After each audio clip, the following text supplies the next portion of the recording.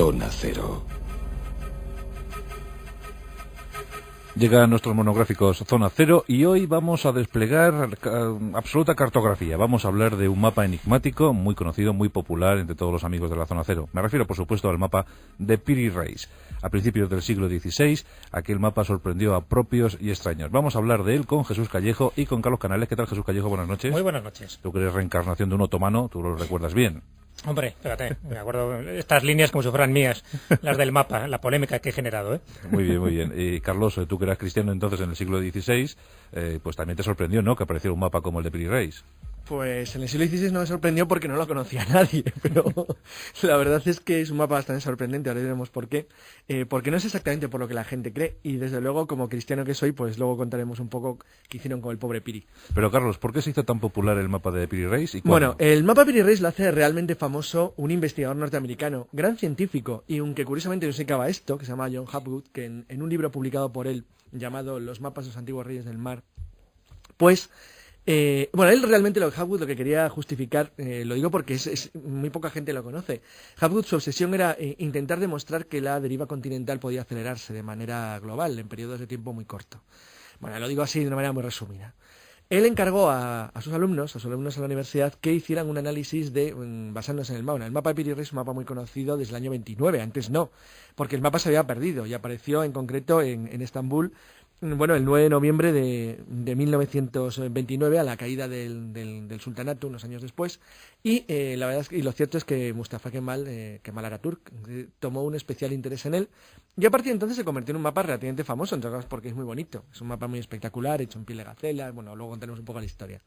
El caso es que el libro de Hapgood lo pone de moda porque cuando Hapgood encarga el trabajo a sus alumnos, les dice que anotaran cualquier cosa rara que vieran en el mapa. Y entonces los alumnos empezaron a anotar. Esto es una historia que normalmente no se escribe así, pero es como fue. Entonces, la anotación de los alumnos, que eran unos chicos jovencitos, pues algunos de ellos anotaron cosas raras.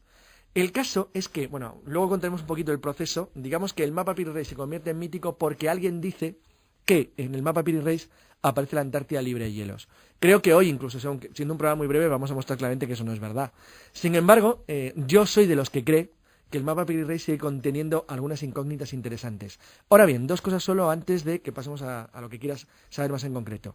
Ni es una carta de navegación, lo siento, eso no vale para navegar, no vale en absoluto. Es decir, si coges el mapa Piri Reis, te aseguro que no llegas muy lejos. Es un documento descriptivo. Es un regalo de pared para el sultán, es un regalo que le hace el almirante Reis bueno, todavía no era almirante, al sultán de Constantinopla, pero de Estambul ya. Pero no es un mapa para navegar. Él es como dice él muy bien en las anotaciones, es una recopilación de los conocimientos cartográficos de los portugueses, de los castellanos y de la antigüedad, al menos lo escribe él así, y con ello lo que quería representar era todo el mundo conocido y principalmente las nuevas tierras descubiertas por castellanos y portugueses más allá del occidente conocido. Uh-huh. Esto a los turcos, como potencia mundial que eran, les interesaba relativamente porque no dejaba de ser conocimiento interesante.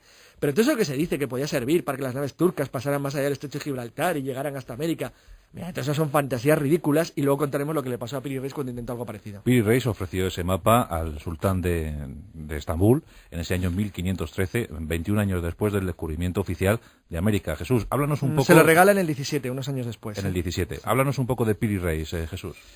Pues Piri Reis era de esas personas, un prohombre de la época, entre otras cosas porque, además de ser pirata, conquistó varias plazas para el Imperio Otomano, era pues sobrino de uno de los grandes gerifaltes de la época, que era Kemal Reis, ¿no?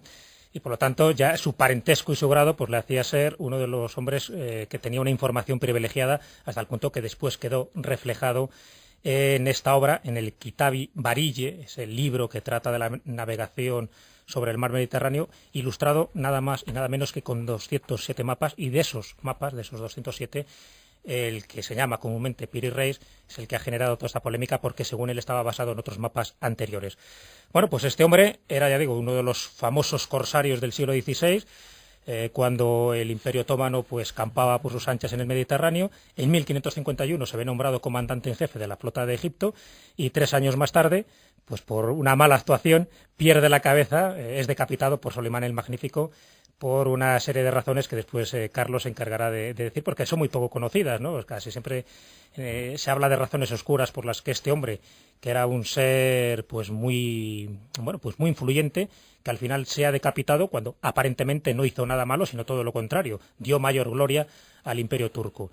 Pero mira tú por dónde pasa a la historia, por ese varille, ese libro, esos mapas portuarios, y entre los cuales se encuentra uno que destaca porque aparecen conocimientos geográficos que supuestamente no se conocían en la época que fue confeccionado, que estamos hablando del año 1513, y fíjate que permanece en el anonimato durante muchísimo tiempo, y es tan importante ese mapa no solo por lo que aparece descrito en él, ¿no?, en esa especie de mapa de regalo, que ya ha dicho bien Carlos que no es una carta de navegación, sino también por las anotaciones que están al margen. Y una de esas anotaciones también ha levantado muchas ampollas y ha hecho correr muchos ríos de tinta, porque habla de un tal Colombo, se está refiriendo lógicamente a Cristóbal Colón, donde según en estas anotaciones Colón conocía un libro de la época de Alejandro Magno, es decir, estamos hablando de la biblioteca de Alejandría, el cual le puso sobre la pista de unas tierras desconocidas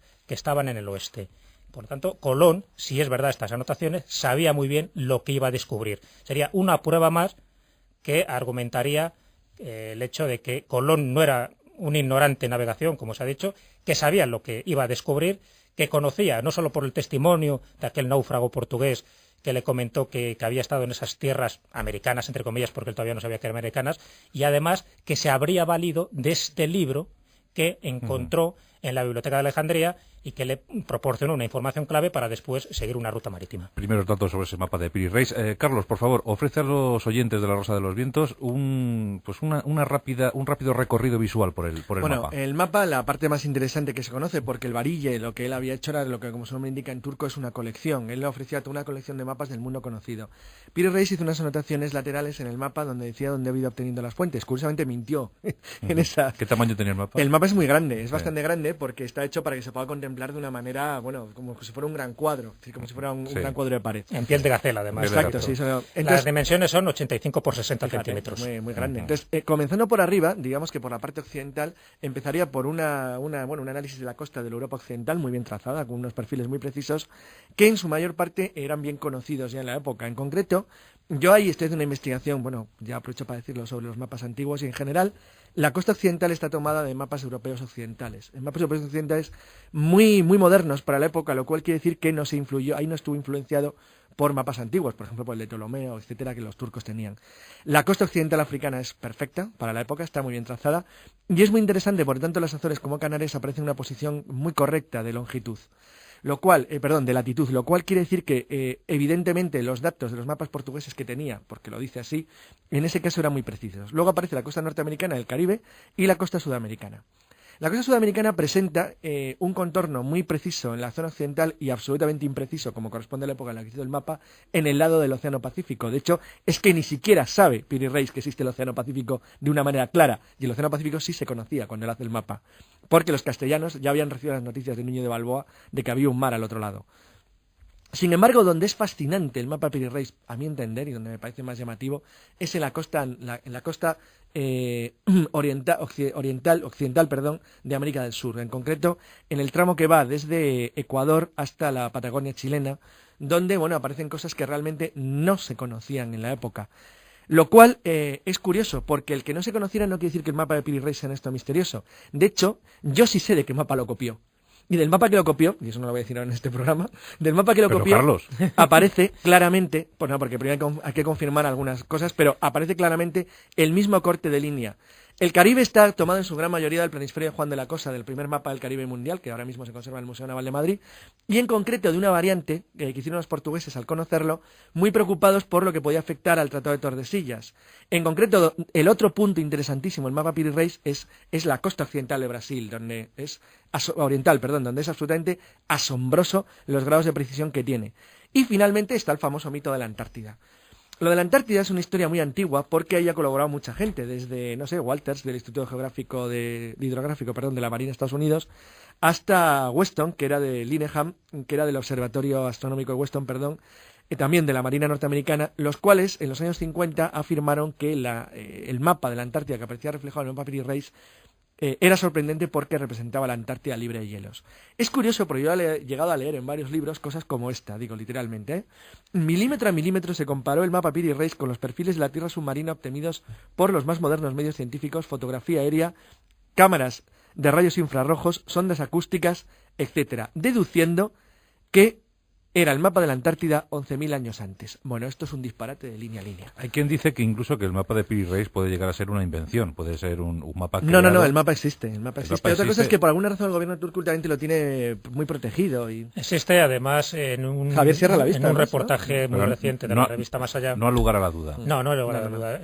Javier Sierra, el director de la revista Más Allá, estuvo detrás de ese mapa porque... yo mismo le manifesté mis dudas de que ese mapa pudiera existir, porque si es verdad que estaba en el Museo Topkapi en Estambul, ¿por qué no se exhibía siendo una de las joyas casi de la corona, ¿no? Y él también tenía esas dudas. Dice, bueno, a ver si todo va a ser... Podrían ser dos posibilidades, o tres, mejor dicho. ¿Una leyenda? Una, que fuera toda una leyenda, que realmente estuviéramos hablando de algo mítico, pero que nunca hubiera existido. Otra... ¿Una falsificación? Que fuera una falsificación. Me has añadido una cuarta, otra que realmente existiera pero se hubiera vendido a un coleccionista norteamericano, lo cual tampoco era de extrañar porque muchísimas cosas han ocurrido, entonces te van dando pues largas diciendo que ese mapa está bien escondido porque en fin es de piel de gacela, que se puede deteriorar, pero a lo mejor la realidad es que se hubiera vendido a alguno de los coleccionistas por una cantidad bastante sustanciosa. Y la otra es que realmente fuera verdad la versión oficial que estaba dando el Museo Topkapi, que estuviera escondido o resguardado por posibles deterioros. Y Javier Sierra, en este último reportaje, interesante desde varios puntos de vista, pero sobre todo porque él certifica, salvo que le hayan dado gato por liebre, pero vamos, esperemos que no sea el caso, certifica que ese documento existe y le permitieron, después de burocracias y costosos permisos, poder fotografiar con una cámara digital el mapa de en varias fases, hasta tal punto que lo regalaron con la revista pues una edición casi facsímil de ese mapa de Piri Reis. Este mes ha sido, además, ¿no? Yo creo que por lo tanto, encontrar. eso es algo bueno. Sí. Después, lo que hay, después se deduce o se deja entrever, es lo que ha generado, ya te digo, como mucha especulación.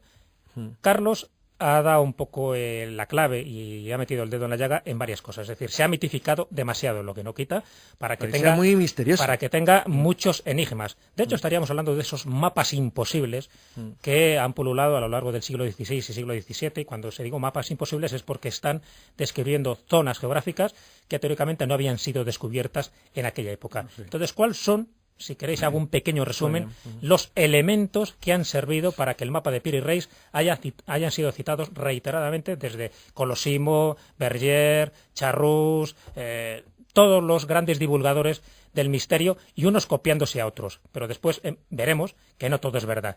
Una de las cosas que se dice, el por qué es un mapa imposible, es porque aparece descrito la isla de Marajó en la desembocadura del río Amazonas, que solo fue descubierta en el año 1543. Eso sí es un hecho sorprendente. El otro es que también aparece recogidas las Islas Malvinas, que fueron descubiertas en el año 1592. Recuerdo a todos los oyentes que estamos hablando de un mapa del año 1513. 1513, pero volvamos a la Antártida, Carlos. Si no es la Antártida, ¿qué es? Bueno, yo creo que ahí Piri Reis lo que hizo es que copió el mito de la Tierra incógnita, de la Tierra Australis. Los mapas, a partir del mapa de Ptolomeo, que es el primero que fija la estructura del mundo en meridianos en el siglo II de la era cristiana, plantean un problema general. Es que después de la medición de Eratosthenes de Cirene del cálculo del tamaño de la Tierra, se les planteó a lo que hubieran acabado siendo un modelo de científicos de la Grecia antigua, un problema grave. Es decir, si están todas las masas terrestres que conocemos en su mayor parte al norte del centro, es decir, de la línea del Ecuador, ¿qué pasa en el sur? Porque la Tierra estaría descompensada y ellos sabían perfectamente que la Tierra tenía una ligera inclinación que la que generaba las estaciones tal y como las conocemos. Porque el cálculo de Eratosthenes de Cirene era un cálculo global. Él no solo calculó con una precisión fabulosa el tamaño de la Tierra, sino que además calculó bastante bien la inclinación que tenía el eje. Entonces, si eso es así, ¿cómo no se descompensaría? Porque la estructura no tiene lógica, desde el punto de vista de pura lógica, que la mayor parte de las más emergidas estuvieran en el hemisferio norte. Bueno, curiosamente es que es así. Es decir, están en el hemisferio norte. Sin embargo, no se pensaba que fuera lo natural. Con lo cual, a partir de Ptolomeo, el mapa de Ptolomeo, de hecho, el Océano Índico lo convierte en una isla rodeada de tierra. Es decir, es como si a partir de la zona que ellos consideran tierra incógnita, al sur tuviera que hubiera una masa de tierra gigantesca, a la que llamaron por oposición al norte Terra Australis. Bueno, eso es lo que él realmente recoge. Cuando estos señores dicen que han hecho exploraciones milimétricas de la cartografía comparándola con la de la Antártida, les animo a que lo hagan de nuevo, porque no coincide en nada. Sí sé con qué mapas coincide también. Entonces, podemos deducir que en su época hubo un Niarcos, un almirante Niarcos, que logró llegar a esas costas. Claro, americanas. él dice, en las notas se supone que él se inspiró en varios mapas de la época de Alejandro Magno, así más o menos en teoría. Realmente, Piri Reis no tenía muy claro cuándo había gobernado Alejandro Magno y cuándo había existido Eratóstenes y Cirene. En contra de lo que dicen algunos de sus grandes panegíricos, realmente no conoció el trabajo de Eratóstenes y Cirene y calculó bien el tamaño de la Tierra. Porque en realidad Piri Reis era de los que sostenía que la Tierra tenía 19.000 kilómetros, es decir, casi la mitad de lo que tiene, que es curiosamente lo que sostiene Toscanelli y lo que probablemente anima a Colón a hacer el viaje hacia Occidente. El pensar que la distancia a Zipango era muchísimo más corta que la que es en realidad. Entonces, señores, le damos el visto bueno al mapa de Piri Reis. Sí, claro, Jesús ha dicho en qué es misterioso y extraño y en qué no lo es. O sea, yo sostengo que ni era una carta de navegación, ni era un mapa, en principio, especialmente raro, ni iba mucho más allá de lo que se conocía en su época. Pero es que eso que se conocía en su época presenta situaciones muy raras. El mapa Piri Reis no es para mí el mapa más misterioso del mundo ni con mucho. Creo que 3 o 4 le superan, que bueno, ya podemos hablar algún día de ellos porque son impresionantes. No obstante, reconozco que tiene algunas cosas que dan que pensar. Yo no soy personalmente los que crea que es necesario, como dijeron algunos feroces, cuando digo feroces, excesivamente optimistas investigadores de la Marina norteamericana, que decían que necesariamente se tenía que haber hecho fotografías aéreas. Pero reconozco que hay 2 o 3 zonas que señala el mapa, por ejemplo, la zona de los Andes en la costa oriental de Sudamérica, o los 2 casos que ha citado Jesús, donde realmente es muy difícil hacer una cartografía de esa naturaleza sin tener unos profundos conocimientos de geografía, de una geografía imposible, puesto que nadie la conocía en esa época. Hoy en la Zona Cero hemos hablado de geografías imposibles. El mapa de Piri Reis, allá por 1513, este almirante otomano sorprendió al mundo con una descripción casi milimétrica, aunque ahí Carlos tiene sus dudas, casi que es milimétrica sobre cómo debía ser el mundo conocido. Solo una cosilla, Piri Reis era un chulo. Llevaba tanto tiempo diciendo que él era el mejor del mundo, el que más sabía de navegación, el que más iba de viajes, que ya el sultán, harto de escucharle, le dijo que probara. Entonces, bueno, claro, una vez que tiene que probar con algo. Entonces su misión era echar a los portugueses del Océano Índico. Y la verdad es que le dotaron bien de una gran armada y le llenaron de genízaros para echar a 4 gatos portugueses que había entre Adén y Goa. No le fue muy bien, la verdad. No le fue muy bien, digamos que le pegaron una paliza de las que hace historia, y cuando volvió a Constantinopla, en agradecimiento a sus servicios prestados, el sultán no le despellejó vivo, sino que solamente le ordenó que le cortaran la cabeza. Es que a veces la tarea de toda una vida pues lleva esos premios, ¿no? Que puedes acabar en un segundo. Bueno, pues señores, aquí tienen ustedes sus planos para poder salir de la emisora. Muchas gracias. Ahí tiene usted, señor Callejo. Sí, este mapa portulano estaba roto. Me va a ayudar a mí genial para salir de Onda Cero. Si empezamos con la costa de Tailandia. Si empezamos a ponernos quisquillosos con el presupuesto...